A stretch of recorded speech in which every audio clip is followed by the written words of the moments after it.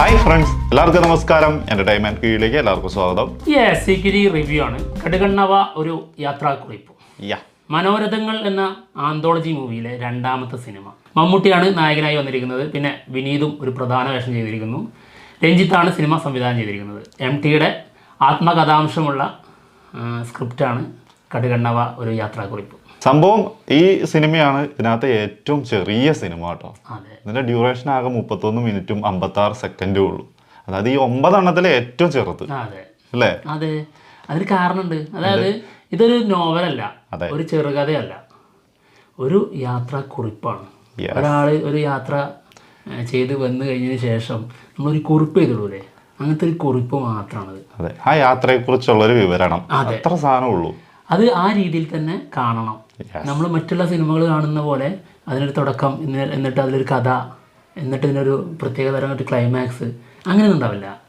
ഈ യാത്രാക്കുറിപ്പിൻ്റെ രീതി തന്നെ അങ്ങനെയാണ്. അപ്പോൾ അതൊരു സിനിമയാകുമ്പോൾ ആ രീതിയിൽ അത് കാണണം എന്നുള്ളതാണ്. ആ രീതിയിൽ തന്നെയാണ് കണ്ടിട്ടുള്ളത്. എന്തായാലും 31 മിനിറ്റും 56 സെക്കൻഡുമാണ് ഇതിൻ്റെ ഡ്യൂറേഷൻ. അത് തന്നെ കുറച്ച് കൂടുതലാണ് ശരിക്കും.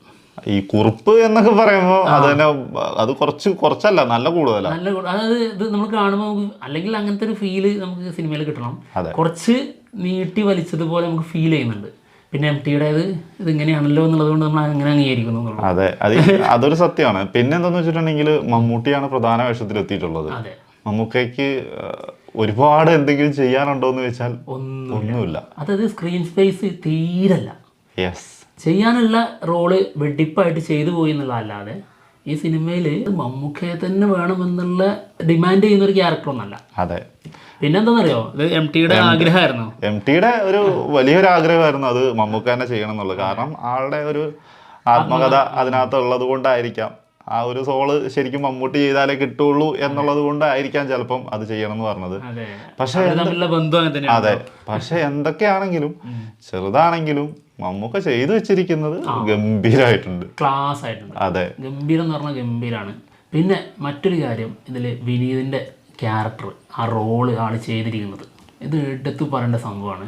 ശരിക്കും ഈ ക്യാരക്ടർ ചെയ്യേണ്ടിരുന്നത് മമ്മൂക്കയായിരുന്നു എന്നുള്ളതാണ് കേട്ടിരുന്നത്. ഡബിളായിരുന്നു, ഡബിൾ റോളിൽ, അതായത് അച്ഛനും മകനുമായിട്ടുള്ള 2 കഥാപാത്രങ്ങളും മമ്മൂക്ക ചെയ്യുമെന്നുള്ളതായിരുന്നു കേട്ടുകൊണ്ടിരുന്നത്. എന്നാൽ അത് പിന്നീട് വിനീതിലേക്ക് എത്തിയതാണ്. വിനീത് അത് സൂപ്പറായിട്ട് ചെയ്തിട്ടുണ്ട്, സൂപ്പറായിട്ട് തകർത്തിട്ടുണ്ട്. അതായത് ആളുടെ സൗണ്ട് തന്നെ സ്പെഷ്യലാണ്.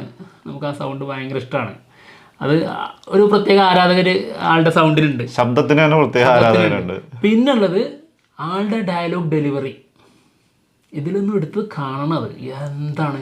പിന്നെ ആളുടെ മാനറിസം, ആൾ പിടിച്ചിരിക്കുന്നൊരു ശൈലി, ലുക്ക്, ആ ഒരു പഴയ കാലഘട്ടത്തിലെ ഒരാള് ആ ആളുടെ ഫുൾ മാനറിസം അതേപോലെ എടുക്കാന്ന് പറഞ്ഞാൽ കുറച്ച് ബുദ്ധിമുട്ടുള്ള കാര്യമാണ്. പിന്നെ ആൾക്ക് താൻ ഇവരെക്കാളൊക്കെ വിവരവും വിദ്യാഭ്യാസമുള്ള ലോകം കണ്ട ഒരാളാണ് എന്നുള്ള ഒരു അഹങ്കാരത്തിന്റെ ഒരു സാധനമുണ്ട്.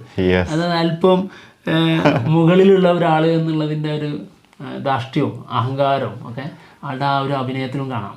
ശരിക്കും അതെ, ശരിക്കും വിനീതിനെ ശരിക്കും നമ്മളെപ്പോഴും പറയാറുള്ളതാണ്, വിനീതിനെ ശരിക്കും ഇപ്പോ കുറച്ച് കാലങ്ങളായിട്ട് മലയാള സിനിമ യൂസ് ചെയ്തിട്ടില്ല എന്നുള്ളത്. അത് ശരിക്കും മനസ്സിലാക്കി തരുന്ന ഒരു സംഭവം കൂടിയാണ് കേട്ടോ ഈ സിനിമ. അത് എങ്ങനെയൊക്കെ ആളെ യൂസ് ചെയ്യാന്നുള്ളത്, അതാണ് ഒന്നാമത് ഭയങ്കര അടിപൊളിയായിട്ട് നമുക്ക് തോന്നാൻ കാരണം. മറ്റുള്ള ആൾക്കാരൊക്കെ ആണെങ്കിൽ ചിലപ്പോൾ കുറേ നമ്മൾ കണ്ടിട്ടുള്ളതായിരിക്കും ഇങ്ങനത്തെ ക്യാരക്ടറൊക്കെ ചെയ്തിട്ട്, പക്ഷെ ആള് ഒരു വെറൈറ്റി തന്നെയായി ഇങ്ങനെ ഒരു ക്യാരക്ടർ ചെയ്തപ്പോൾ. അതാണ്, അതായത് ഇങ്ങനെയുള്ളത് കൊടുക്കുമ്പോൾ ആള് എപ്പോഴും ഗംഭീരാക്കാറുണ്ട്. അതിനുള്ള ഉദാഹരണങ്ങളാണ് ഒന്ന് ബാബുട്ടിയുടെ നാമത്തിൽ, സത്യം. പിന്നെ മറ്റൊന്ന്, അതുകൊണ്ട് തന്നെ ആയിരിക്കണം വിനീത് ഇതിലെത്തിയത് കേട്ടോ, രഞ്ജിത്താണല്ലോ സിനിമ സംവിധാനം നാമത്തിലും. പിന്നെ പാച്ചും അത്ഭുത വിളക്കും, അതിലും ഗംഭീരമായിട്ടുള്ള റിയാസ് എന്ന ക്യാരക്ടറായിരുന്നു. അതൊരു രക്ഷയില്ല, സൂപ്പർ ക്യാരക്ടറായിരുന്നു. അപ്പം അങ്ങനെ യൂസ് ചെയ്ത് കഴിഞ്ഞാൽ നമുക്ക് ത്രൂ ഔട്ട് എല്ലാ വലിയ സിനിമകളിലും ഒരു പ്രധാന കഥാപാത്രം ചെയ്യേണ്ട ഒരാളായിട്ട് നമുക്ക് കിട്ടും. എപ്പം എങ്ങനെ കിട്ടും നോക്കിയാൽ മതി. ഇങ്ങനത്തെ ക്യാരക്ടേഴ്സിനൊക്കെ ഇങ്ങനെ അടിപൊളിയായിട്ട് ചെയ്യുന്നുണ്ടെങ്കിൽ ഒരുപാട് സിനിമകളിൽ ഇങ്ങനത്തെ ക്യാരക്ടേഴ്സ് നമുക്ക് അറിയാം, നമ്മൾ ഒരുപാട് കണ്ടത് തന്നെയായിരിക്കും, കണ്ട ആൾക്കാർ തന്നെയായിരിക്കും വീണ്ടും ഇതേപോലെയുള്ള സംഭവം ചെയ്യുന്നത്.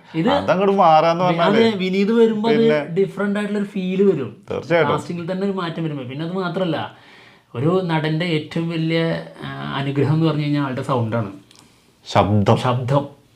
അത് ഭയങ്കരമാണ്. അപ്പോൾ ഒരു വില്ലന് വരെ പക്കാ സൗണ്ട് കൊടുക്കാൻ പറ്റുന്ന ഒരാളാണ് വിനീത്. അപ്പോൾ ആളുടെ രൂപവും പഴയ ആ ഒരു ട്രോള് ചെയ്യപ്പെട്ടിരുന്ന ആ രൂപം എന്നല്ല ആളിപ്പോ.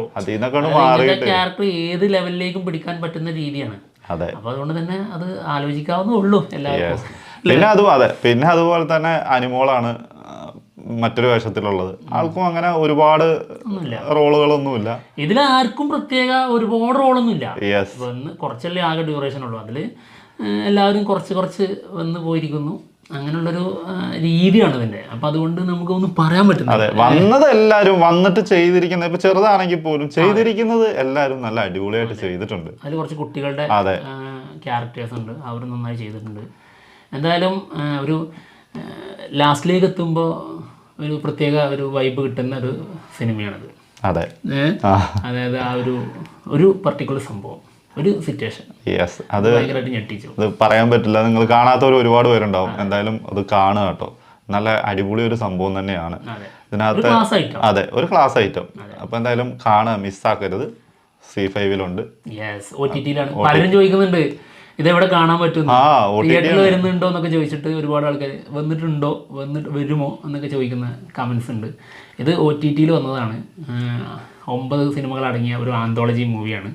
MTയുടെ സ്ക്രിപ്റ്റിൽ വന്ന 9 സിനിമകൾ. വ്യത്യസ്തരായ 9 സംവിധായകരാണ്. അല്ല 8 സംവിധായകർ.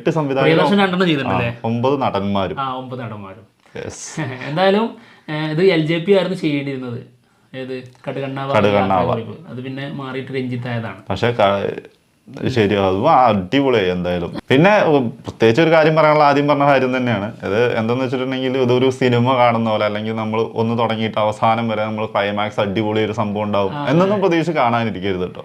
ശരിക്കും ഒരു ഡോക്യുമെന്ററി എന്നും പറയാൻ പറ്റില്ല. ഇത് ശരിക്കും ഒരു യാത്ര ഒരാൾ അങ്ങോട്ട് പോയി തിരിച്ചു വരുന്നു, അതിനിടയ്ക്കുണ്ടായ സംഭവങ്ങൾ അത് മാത്രമാണ്. അത് അങ്ങനെ ആ രീതിയിൽ തന്നെ കണ്ടുപോകണം എന്നുള്ളത് മാത്രമേ ഉള്ളൂ. എന്തായാലും കാണുക എല്ലാവരും. ഒരുപാട് നല്ല രസകരമായിട്ടുള്ള സംഭവങ്ങൾ തന്നെയാണ് ഈ ആന്തോളജി മൂവിയിലുള്ളത്. അതിലെ ബെസ്റ്റുകളാണ് കേട്ടോ ആളുടെ. അപ്പം ഒന്ന് പോയി കാണുക. എന്തായാലും ഞങ്ങൾ പോവാണ്. മറ്റുള്ള വിശേഷങ്ങളുമായിട്ട് ഉടനെ തന്നെ വരാം. ബൈ.